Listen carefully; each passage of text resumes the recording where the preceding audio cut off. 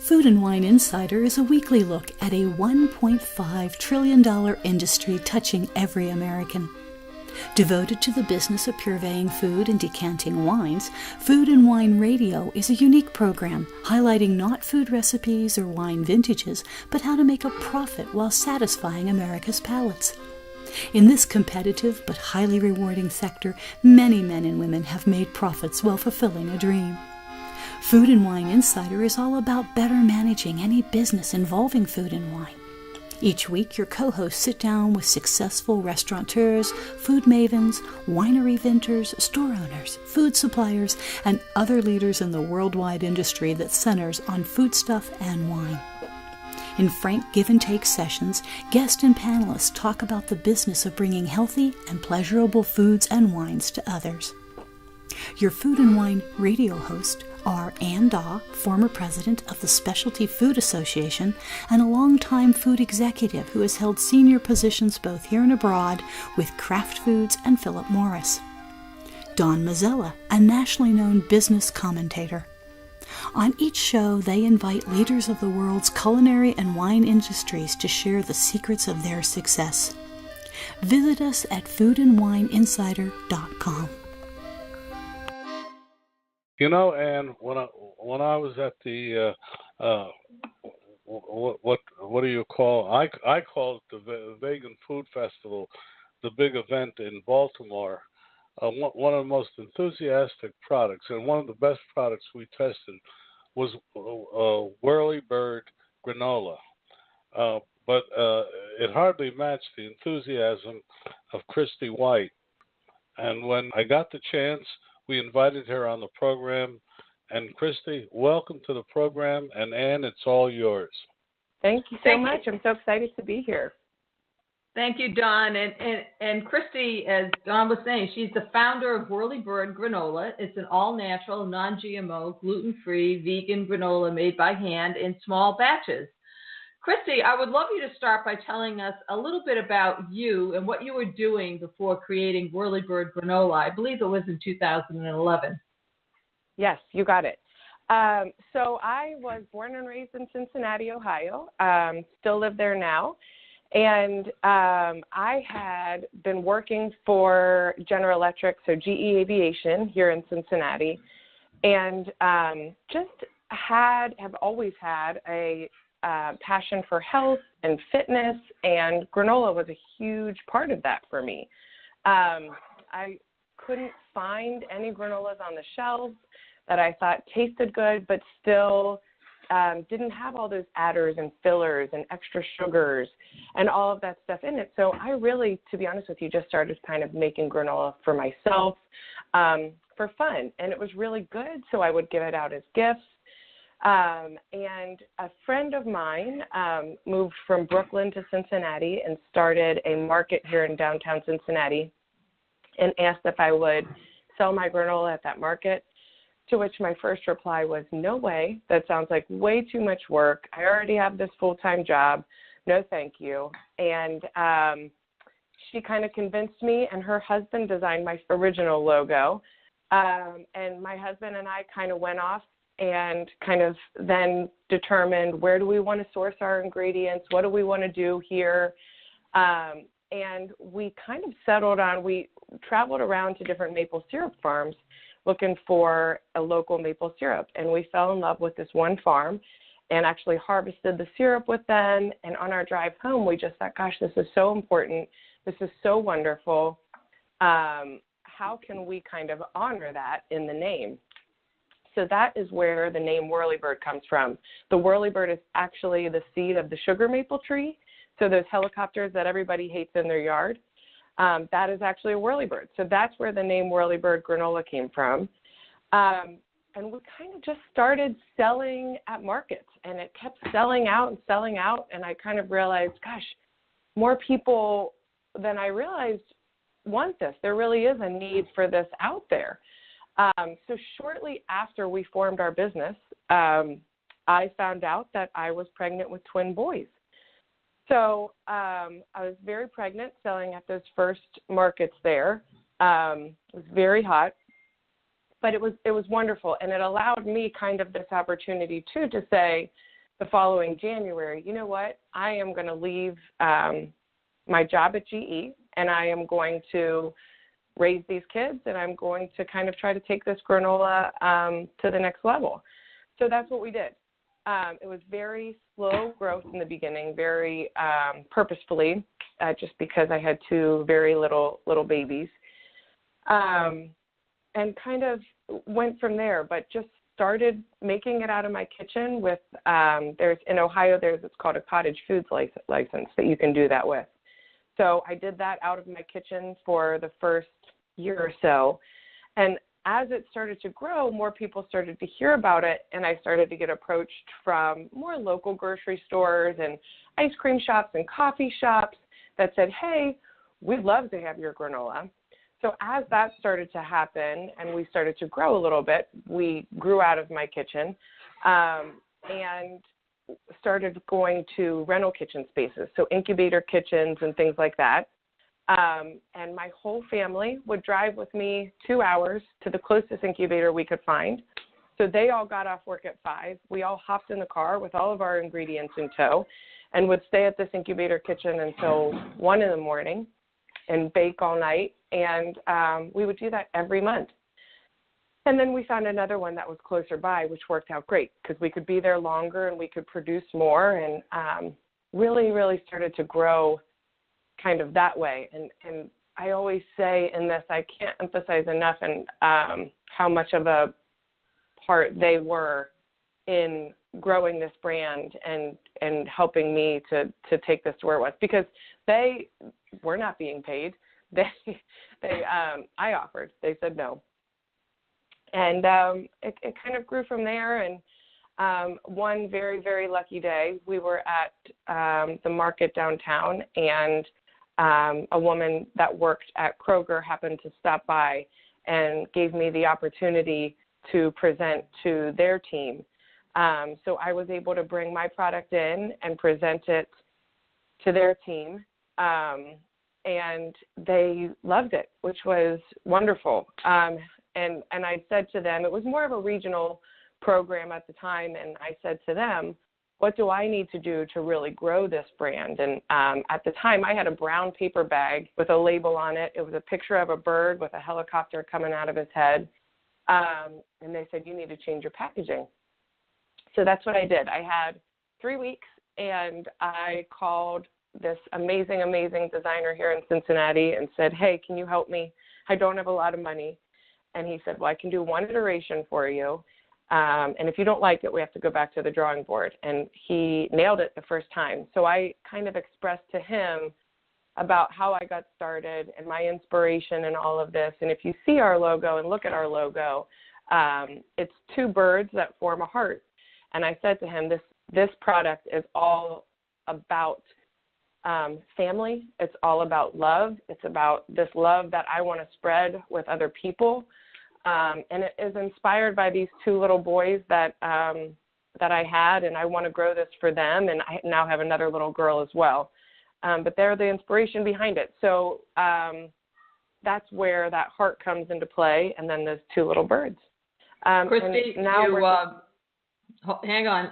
Christy, for one question, you answered probably about 4 or 5 of my questions, but we're talking with Christy White. She's a granola. And yes. And I want to talk a little bit more about the product itself. You chose to make it non-GMO and vegan.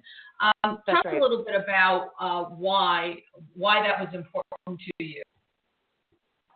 Well, you know what? It's really important to me personally. So I always think whenever I am with any product I make or ingredients, I always think, would I want this? Would I eat this? Would I want to feed this to my kids? And eating non-GMO is really important to me, to make sure that I'm getting the best product out there and that my kids are getting the best product out there. And vegan as well. I think there is there's a lot of importance to that. And,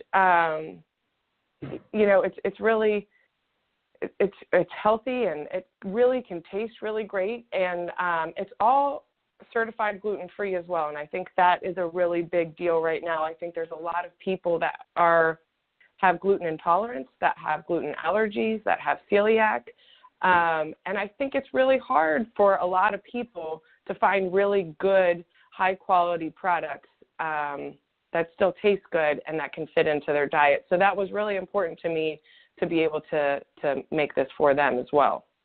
Christy, you talked earlier about making it in your because you had the certification to do so, and then going to an incubator, and bless you for making it in the middle of the night. How do you produce the product today, and what are the challenges for you as you seek to expand?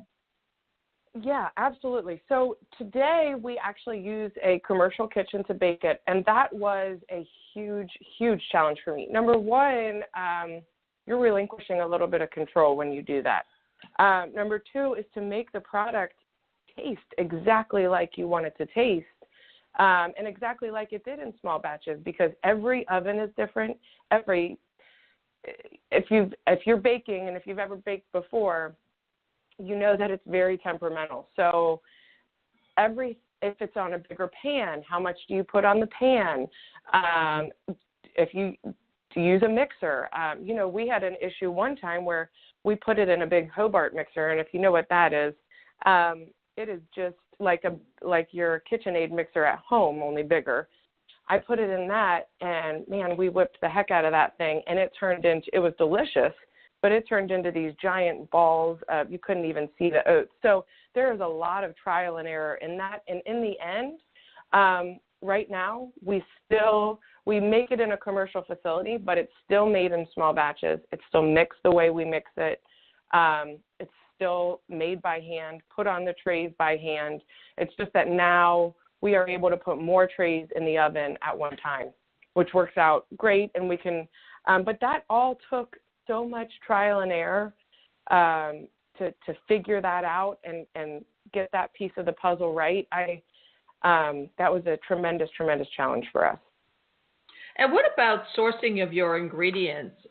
You talk about non-GMO, you talk about gluten-free, assuring that it's vegan. What are some of the difficulties in getting those type of ingredients on a regular basis and on a consistent basis?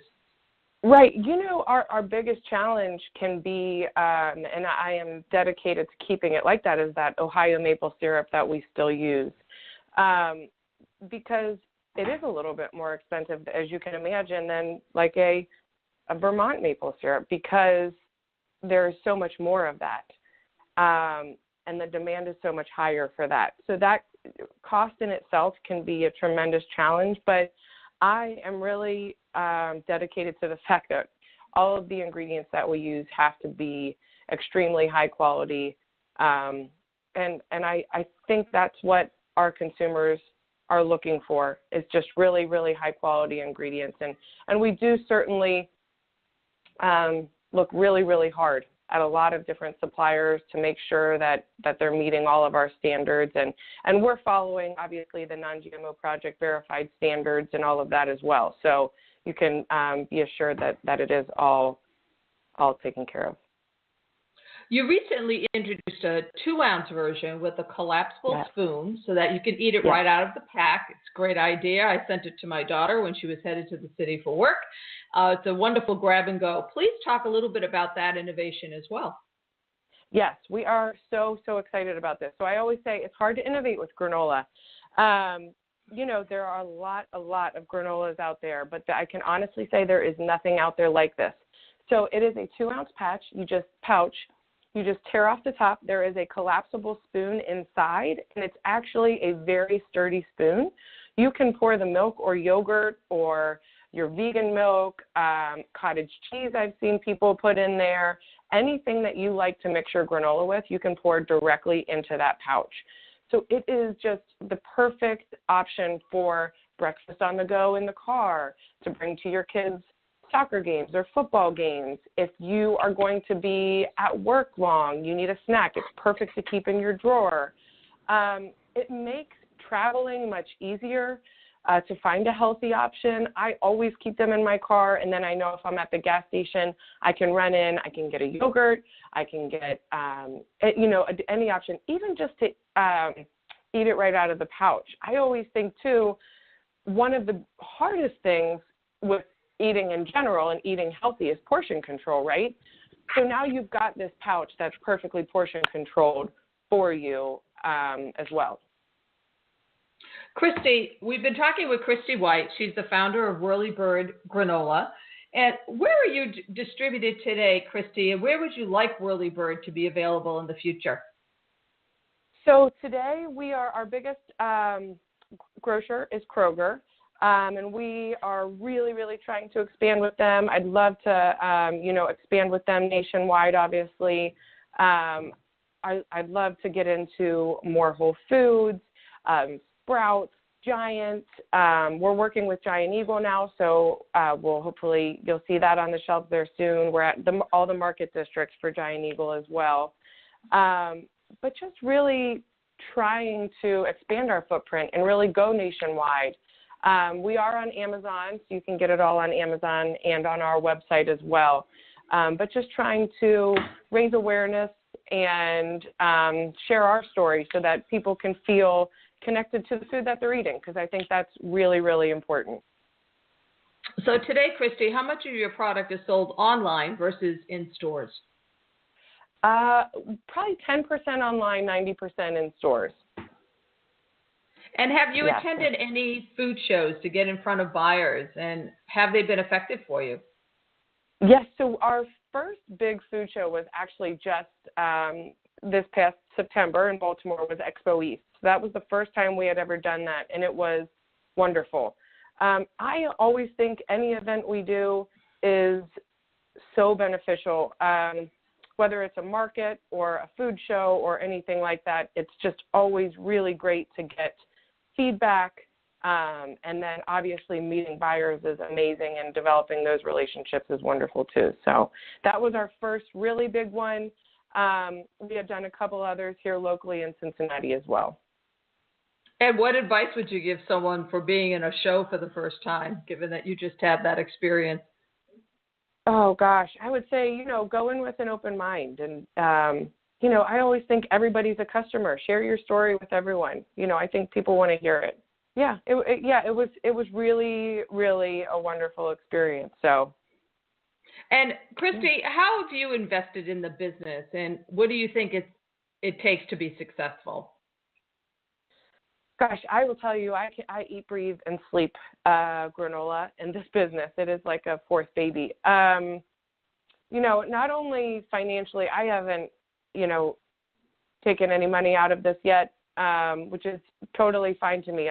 I really want to be able to grow this, and we don't have any equity partners or anything. It's just myself and my husband. So that's another really important piece of this. He just left his job recently here, so we are a team at this. It's just the two of us. We have no employees.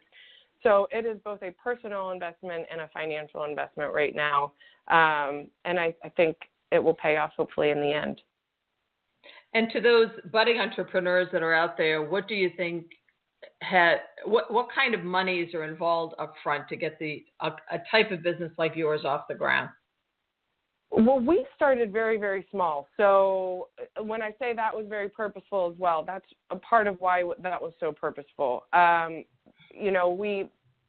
started with, I think, maybe $800 and that's what I bought bags with, and I couldn't buy anything in bulk, obviously, because I didn't have enough money.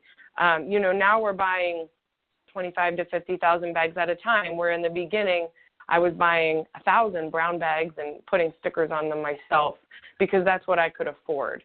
I would say don't do more than you can afford. Start slow, because certainly you're going to make mistakes also. I know I have, and some of them cost more than others. But the other thing that we were able to is when we needed loans, we kind of leaned on family a little bit, and that was another tremendous piece of that for us that gave us a lot of flexibility to kind of do do what we needed to. So I guess my advice would be start slow. Don't overextend yourself. My husband we did this for 6 years before he left his job, and, it can be hard, but it's worth it. So. You make a very good point on the packaging, because a lot of people think, oh my God, I have to get the quantity discount, so I need to order a lot of packaging. But it's more likely that you're going to change that packaging. As you mentioned earlier, sometimes the retailer says, hey, you need to rethink this packaging. Yeah. It's not quite right. That's exactly and you're sitting on a lot of inventory of packaging. So even though it may cost a little bit more, always probably smarter to order a small quantity and work your way in. Christy, what types of things did you not anticipate when you first started the business that you go, oh, I wish I had known that? Gosh, so much. This has been, I have learned so much over the past 7 years. I'm trying to think. I didn't know anything, if I'm being honest with you. I didn't know what I didn't know. And there's a beauty in that too, because you don't know, exactly what you're getting into. I didn't really know the industry at all. I came from marketing, so I knew marketing. I had sourcing experience, which I use every day now, logistics-wise and all of that. And I had sales experience. I sold spare parts for jet engines. So even when you think that can't apply, it does. But I did not know the industry, so I have learned a tremendous amount about that, just reading a lot and learning the hard way. I think the hardest thing to do, and I'm still learning every day, is forecasting. It's so hard to do, especially with new items and how much to produce, and it's hard. Managing inventory and forecasting, I think, is the biggest challenge, and I'm still learning all about that every day. Well, we've been talking with Christy White. She's the founder of Whirlybird Granola. Christy, you mentioned that your husband is in the business. Who else is involved in the business today, and how do you think about the critical components of expanding in the future and what you're going to need? Right. So would you believe it when I say it's just he and I? So we don't have any employees. We outsource everything. I can see that as we're growing, there's a couple other things I can see changing and that we will need, and some day-to-day things that I think that we can hire somebody to do so that we can focus more on growth opportunities.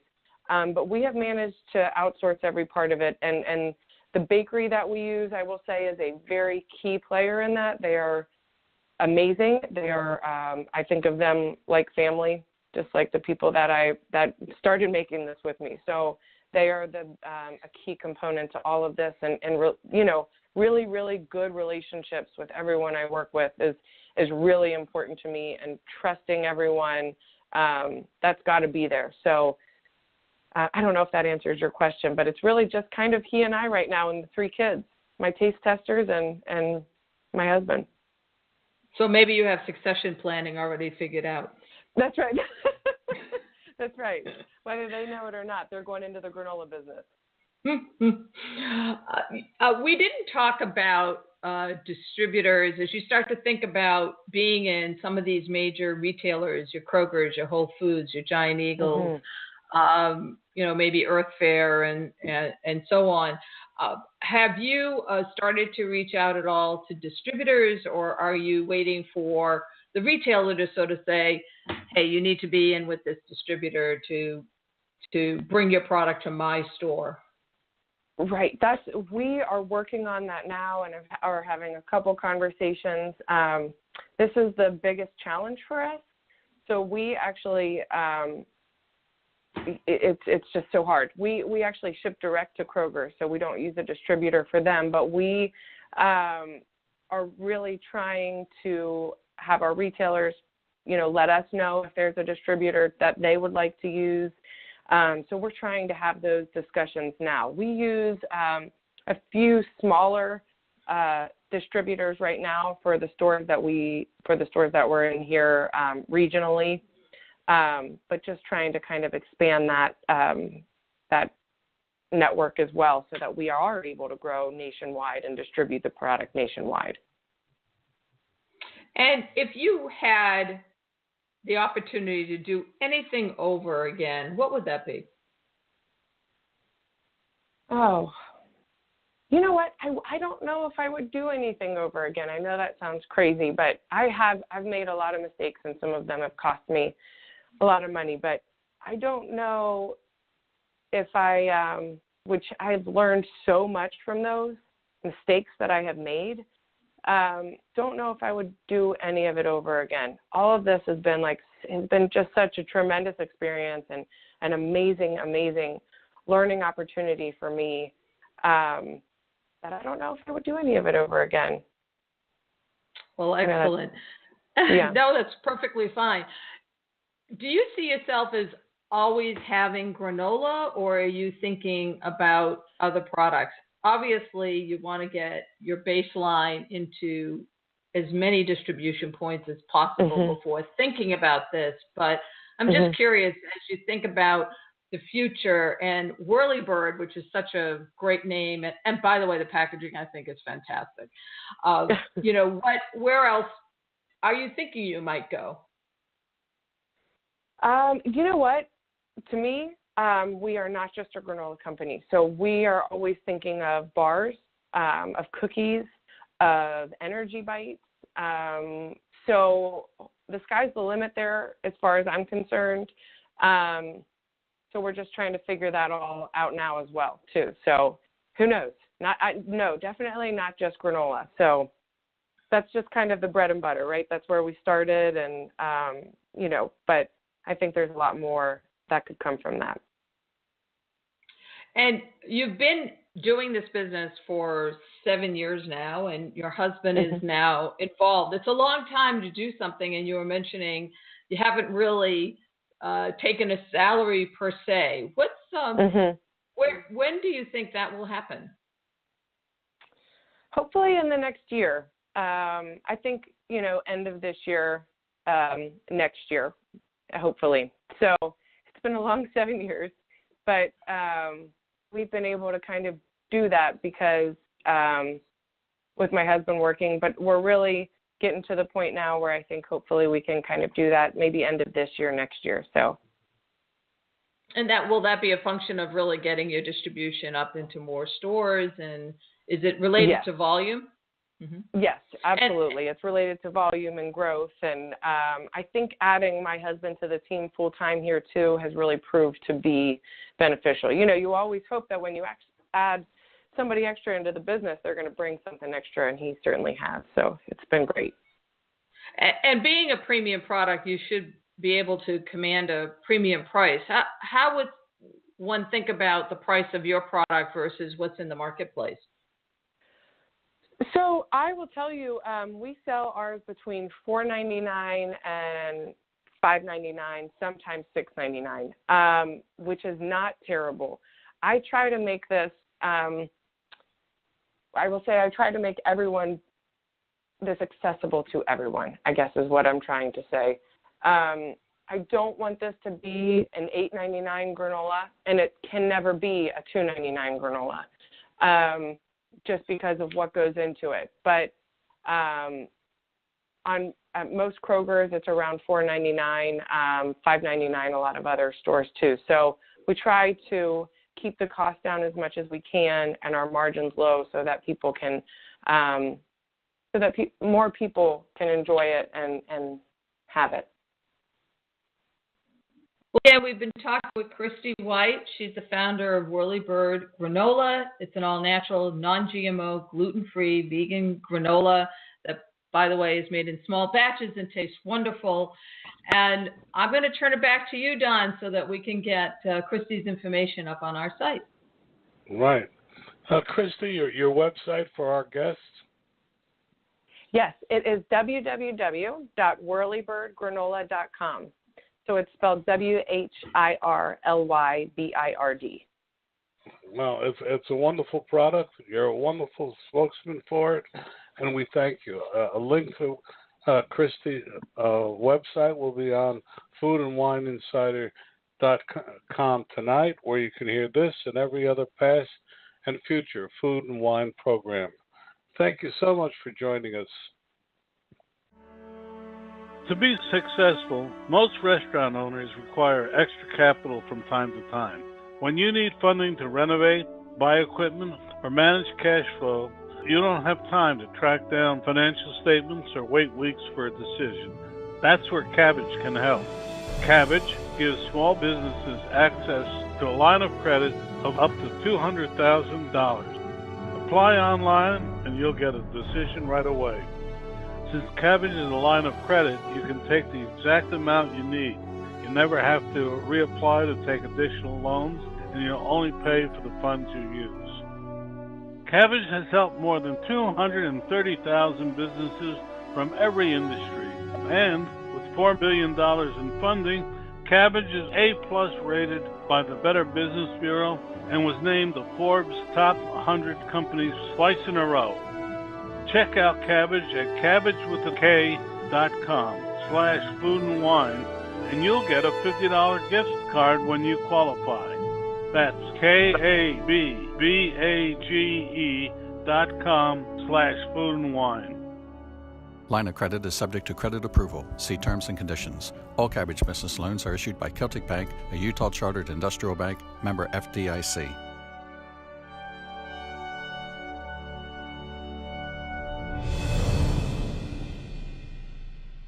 You know, and you and I were on Governor's Island a few weeks ago for the vending awards.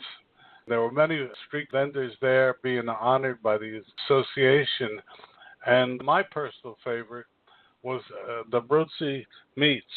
The most articulate spokesman for it is Tommaso Conte. He founded it. He and his, she wants to be fiance, he says girlfriend, but together they had a long line of people lined up for their product. And without further ado, and this is Tommaso Conte, and I turn the program over to you.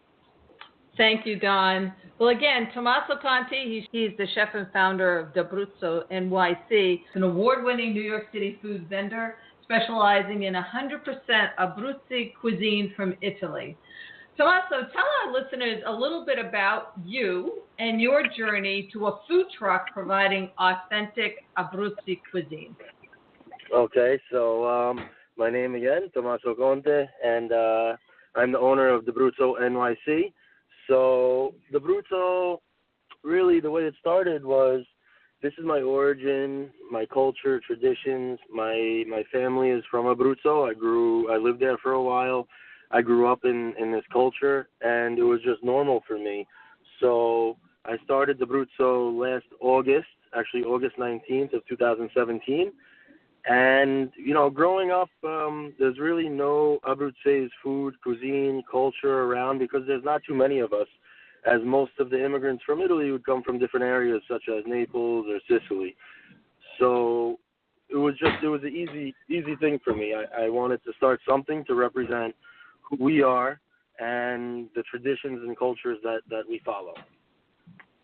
You know, Tommaso, people tend to be, as you're saying, very familiar with the cuisines from Bologna, Naples, Sicily, Milan, but not so much about Abruzzo. Talk to us about this region of Italy and its climate, its culture, its ruggedness. I think it's really an interesting story. Okay, so Abruzzo, wow, so much to talk about. Where do we start? Let's see. So Abruzzo, the region itself is one of the only regions in all of Italy where lamb is the number one meat. So just that right there, the food is different from a lot of other places in Italy. There's also the mountain ranges. We're known, the symbol of Abruzzo is forte gentile, which means strong and gentle. And that means two things. One, it speaks of the people, because we have some of the harshest winters in all of Italy. So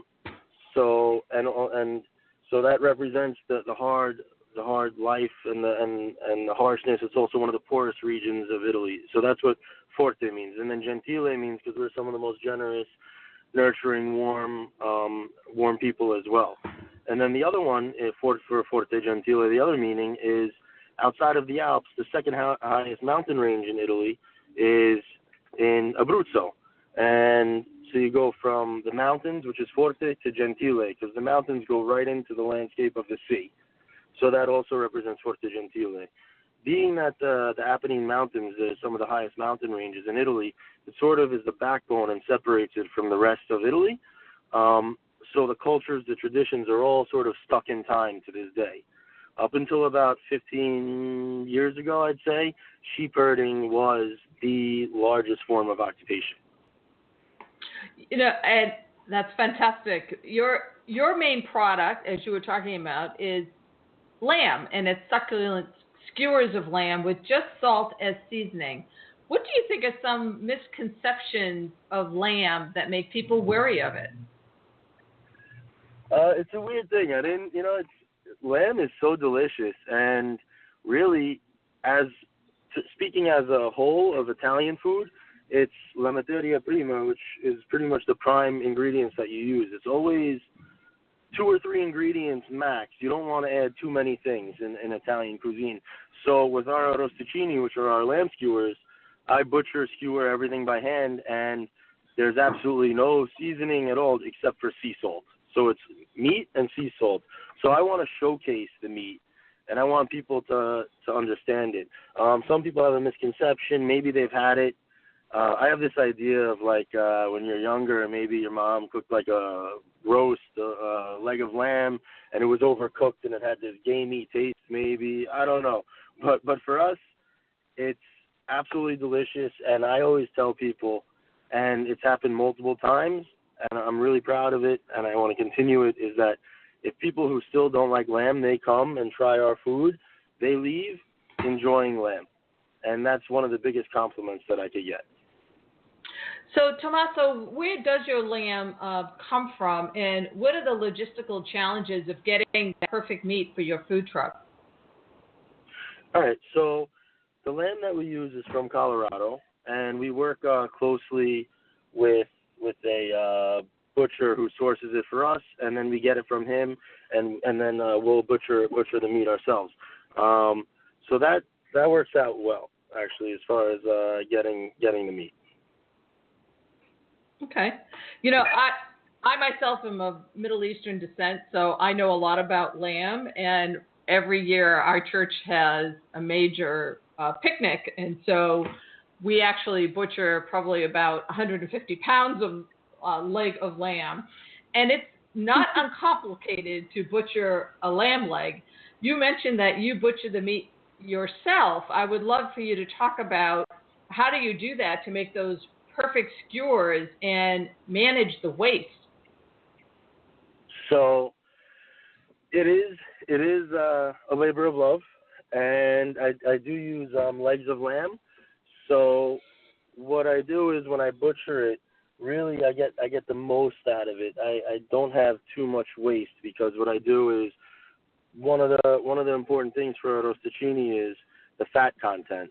Now the way I do that is I'll butcher the leg of lamb and I'll separate the meat from the fat. And the meat I'll butcher clean, like 99%. I'll take everything, all the silver skin, everything off, make sure it's really nice and clean. Then I work on the fat. And the fat I butcher as well. What I do is I'll butcher the good fat from the bad fat, and the bad fat you can't do anything with. That's too chewy, no good. The good fat, then I will slice that down to about a 16th-inch thick. And when I make my skewers, I'll alternate. So I'll have the meat, the fat, the meat, the fat, the meat, the fat.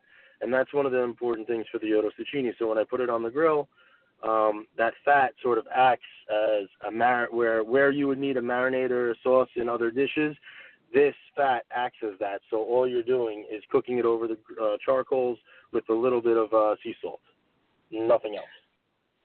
So we've been talking with Tommaso Conte. He's and founder of D'Abruzzo NYC. And Thank you so much for that explanation on the lamb, and the fat is really incredibly important. Where is your truck located today, and why did you choose that particular location? Okay, so like I said, we started August 2017, and we were accepted into the Smorgasburg Market, which is our home base. That's where we work out of every weekend, Saturdays in Williamsburg and Sundays in Prospect Park. Then we do a lot of private events and catering for people. We also work events at Forest Hill Stadium, where we were a vendor for their concert series this summer, which is just finishing up. And coming into the winter season, we're going to be at Bryant Park 7 days a week from October 27th to January 2nd. And we'll be vending our rostaccini over there as well. So, Tommaso, do you have one truck and you're moving it around, or is the plan to have several trucks? So what we actually have is we work with spots that are set up with tents and canopies right now, and that's our main. That's what we do with the Smorgasburg Market. We have a canopy set up, a tent set up, and then at Bryant Park we'll have a stationary set up over there. And we are working right now. Probably be released in about 6-7 months, but we're working on a catering private event, a rostaccini truck. Okay. Which is in production now. So. And I have seen your grill, so it's really important that you can't. It's very hard to grill on a truck. You actually have this. Looks like you must have created it yourself because it's the perfect shape and size for your skewers. And you hand grill them over a charcoal grill. Talk about the importance of actually how you cook the lamb. So that grill is actually direct from Abruzzo. If you go to Abruzzo, that's you see those grills almost everywhere because rostaccini truly is the street food of Abruzzo. So what I did was I purchased that in Abruzzo and I had it brought over by boat. And that's the first of that type of grill in the United States that I'm using, and it's made specifically for the rostaccini. So as you saw when you were there, the skewers sit perfectly in the little canal where the skewers are, and the charcoal sits right under it. There's no grate, no grill. It's an open flame right onto there. So it cooks fast, it cooks hot, it keeps them juicy, and it's just, like I said, it's made specifically for the rostaccini. Tell us, you did win the Vending Award. Can you talk a little bit about what that award means to you? That was really awesome. What it meant to us just to be nominated as top 5 food vendors in New York City. When I found out, we were all so excited, and we knew that it was going to be tough going up against the competition, as vying for the best market vendor in New York City. But we got there and we did our thing, and we came out on top. And really, it means a lot to me. We were super happy, but mostly that, like I said that day when I won, it makes me proud because that was dedicated to my nonno, my grandfather, who all this, everything I know, my traditions, my cultures, everything I do, I learned almost all of it through him. So everything that I do is for him, and I dedicate that to him and my family, who without them I couldn't do this. So talk about a little bit about your grandfather and the influences he had on you. Is he the one who influenced you to be a chef? So he influenced me when I was younger. It's all I wanted to do. I was his sidekick, just be by his side, always do everything he was doing. So he taught me everything from making wine to growing all your own fruits, vegetables, how to preserve them, store them for the winter, use what you have fresh in season. He really taught me everything as far as food.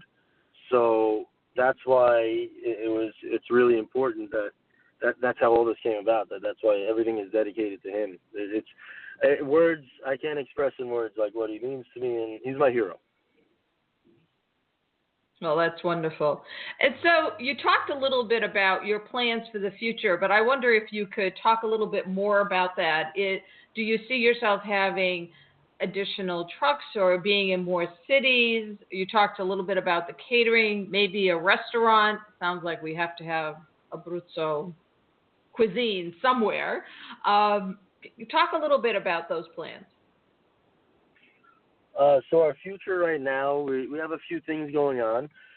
We're looking to expand into other events, doing multiple events throughout the city, the tri-state area, and the next thing too is I want to work on, which I am working on right now, but is the wholesaling of my product, the Arrosticini, getting it made on a larger scale and being able to do it also in different cities and what have you. Always referring back to the events. I don't think right now a brick and mortar restaurant is in the plans for me, but I want to be able to have a little more freedom so the events allow you to do that and move around from place to place. That's wonderful. We're talking to Tommaso Conte. He's the chef and founder of D'Abruzzo NYC. Tommaso, you started this business not that long ago. I mean, it's barely a year old. What were you doing before that? What were you doing before this venture? So I always worked in the restaurant industry my whole life. I'm also a sommelier, so I worked in a few restaurants as a som, and it was just, I ran restaurants for people. I opened up a few restaurants for people. That was my main thing that I did. But like I said, that's why I think we're stay away a little bit right now from the brick and mortar locations, because I love the freedom of being able to see new people all the time, move around, and really just showcase the product to new people all the time. It's not uncomplicated to operate a food truck in New York City. Talk a little bit about sort of the process for licenses and that sort of thing, and what it takes to really be successful and follow all the rules. There's definitely a lot of paperwork involved, and in the beginning, it is definitely a little daunting, but once everything got underway, everything sort of fell into place. It's just getting the proper permits and licensing and insurance to work here, then you're working somewhere else, insurance for the other place. So it seems pretty daunting, and in the beginning it was, but as you get going, it becomes easier and easier now. And what kind of organizations have helped you to, get the proper licensing, know your legal rights, those kinds of things to help you establish the business in New York City? So I actually did that all on my own, as far as finding out all the licensing, getting the licensing, permits, insurance. I just went ahead, I did a lot of research, and figured it out for myself. Maybe a little more time it took, but it saved me a lot of money. So if you had advice to give to someone else wanting to have a food truck or bring some other cuisine sort of on a mobile platform, what would it be? If you want me to give a little advice to them, I'll tell you, if you're passionate about what you do and you love it, then go for it and don't look back. Just do what your heart is telling you, and as long as you give it all you got, and like I said, passion is the big key. One thing that I will never serve anything that I don't truly believe in, love, or am passionate about, because that doesn't represent me. So if you answered yes to those questions, then you have to just go for it and do it. It's scary, but you get over those fears and you see that it's worth it. Tommaso, you talked about certainly the lamb being a very big part of the Abruzzi cuisine. What else is the cuisine known for? So let's see. We could go. That's the number one thing that we do, and since we're a mobile venue, it's impossible to put together a whole menu. But we'll switch out specials every now and then. So I'm going to name off a few things that are traditional from Abruzzo, and then I'll go over a few of them too. So pizzelle I do carry all the time. I make them fresh. That's an Italian style, almost like a waffle cookie that's from the Abruzzo region, and it's always served with like a little jam. It's pretty much everyone could probably relate. No matter what culture you're from, when you would go over to your grandmother's house and she had some sort of cookie that she made on the table that was like her cookie. When you go to Abruzzo and you see your nonna, your grandmother, you go to someone's house, it's always on the table. It's like a staple cookie for us. That's one of the things. Then a lot of other things, like I'll say, one thing is called the fiadone, another one is a caginite. The fiadone is sort of like a baked ravioli with fresh-made cheeses inside, and that we eat around Easter time. And I'll run that special in the spring around Easter. And then caginite is another one, and that's a holiday around the Christmas season. That's a Christmas cookie, and it's a ravioli that's fried. And that one is a delicious pastry. It's filled with ceci beans, nuts, chocolate, and mostrogotto. So mostrogotto is when I make wine as well. So when I make wine, you cook down the juice into like a jelly, and you add mostrogotto into the filling, and then you deep fry the ravioli and sugar coat it. It's just absolutely delicious. But those are only a few of the things. We have so many foods that if you're not from Abruzzo, you would know and not have any clue like what it is. Okay. And can you talk a little bit about who else is involved in the business with you? So I have a few people my employees that help me out on the weekends, and then really it's the family. Like they're always there, always helping. Such as the vending awards. My girlfriend, she's amazing. She has a full-time job, a part-time job, and then a third job, which is helping me whenever she has some free time. And she's always there, always helping me. She's amazing.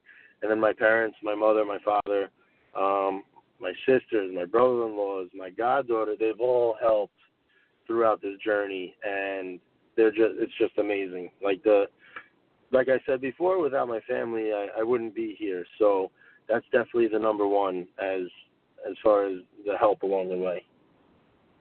You know, sometimes people say it's really hard to work with your family, but it sounds like you have this great love and passion that exudes from you, not only with your product, but also with your family. What does mom and dad do? What do mom and dad do with the business? How do they help you? So I agree with you. It is, sometimes they say it's hard to work with family, but for me it's just so easy, and I love it. I love being able to spend time with my family, and it's just great. It's a blessing. So as far as helping, they're always around. My mom and my father, they're both retired, and they always help me out. My mom will help me out at the markets sometimes. My father, he'll be always around helping if I need some help with the prep, or if I need to get a delivery, he'll go pick it up, and it's just pretty much anything and everything. If I was to ask of them to help me in any way, they would do it without thinking twice. Again, we've been talking with Tommaso Conte. He's the chef and founder of D'Abruzzo NYC. Tommaso, where are you amongst your siblings? Are you the oldest? Are you in the middle? Are you the youngest? I am the youngest. I have two older sisters. Wow. And so they take direction from you. Oh, no. They're the bosses. I don't. They give me direction. Okay. I was kind of wondering how that worked. Is there? I'm sorry. Is there anything else that someone who is thinking about being in the business, the food vending business, should know? Besides, the passion, you're talking about the passion, there's a lot of complications. Obviously, you need to have the truck, you need to have the licenses, you need to be able to work with the city, obviously. You need to be available all the time. What are some of the sort of business issues or business challenges of having a food truck in the city? As of right now, I don't have the food truck, so I don't have to deal with those permits from the city. So that's one thing that I don't have to deal with. But there are a lot of complications as far as, like I said before, you want to be able to get out there and do a bunch of different events. I break down and set up every day with a tent, so I don't have the truck. But that being said, doing all these other events, such as the pop-up events in Manhattan that I do, I'm in Brooklyn, I'm in Queens. Every event is run by different people, and they all have their own insurance requirements. They all have their own permits that you need. They all have these small little things that differentiate. And so you really have to read the fine print of when you're doing events to make sure that you're covering yourself properly to be successful in all the events that you do. And it's just getting out there, because there's so many events, and it's a lot of emails being written out to people to try and catch their attention. So, to get involved in their events that they have. The insurances are really important, because the Board of Health is probably always somewhere around making sure that everything is done safely, and everyone has to be cognizant of that, and I'm sure you do as well. Tommaso, I've really enjoyed this conversation. I think you have a wonderful product. It's phenomenal. I happen to enjoy lamb, so it's right up my particular alley. And I think that because you have that passion and you know how to run the business, I can't see how you would not be successful going forward, and I certainly wish you all of the best. I'm going to turn it back to Don so that he can be sure that people know a little bit about you and your website. And thank you again for your time today. Thank you so much. It was a pleasure speaking with you. And hopefully you come by soon again for some more of our arrosticini. It's my pleasure. Absolutely. Tommaso, your website again for our listeners?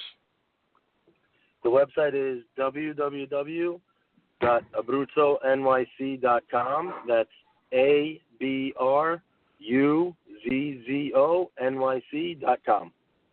A link to it will be on foodandwineinsider.com tonight, where you could hear this and every other past and future Food and Wine Insider program, and where you can also tell us guests you'd like to hear in the future. Tommaso Conte, thank you so much for being with us. Thank you for having us. Having me. It was amazing. Thank you so much. To be successful, most restaurant owners require extra capital from time to time. When you need funding to renovate, buy equipment, or manage cash flow, you don't have time to track down financial statements or wait weeks for a decision. That's where Cabbage can help. Cabbage gives small businesses access to a line of credit of up to $200,000. Apply online and you'll get a decision right away. Since Cabbage is a line of credit, you can take the exact amount you need. You never have to reapply to take additional loans, and you'll only pay for the funds you use. Cabbage has helped more than 230,000 businesses from every industry, and with $4 billion in funding, Cabbage is A+ rated by the Better Business Bureau and was named the Forbes Top 100 Companies twice in a row. Check out Cabbage at cabbageWithAK.com/foodandwine, and you'll get a $50 gift card when you qualify. That's KABBAGE.com/foodandwine. Line of credit is subject to credit approval. See terms and conditions. All Cabbage business loans are issued by Celtic Bank, a Utah chartered industrial bank, member FDIC.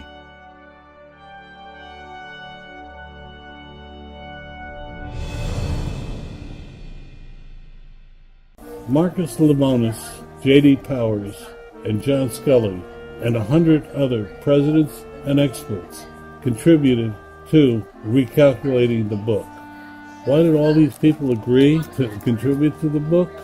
I'm Don Mazzella, and I'm the editorial director of Small Business Digest.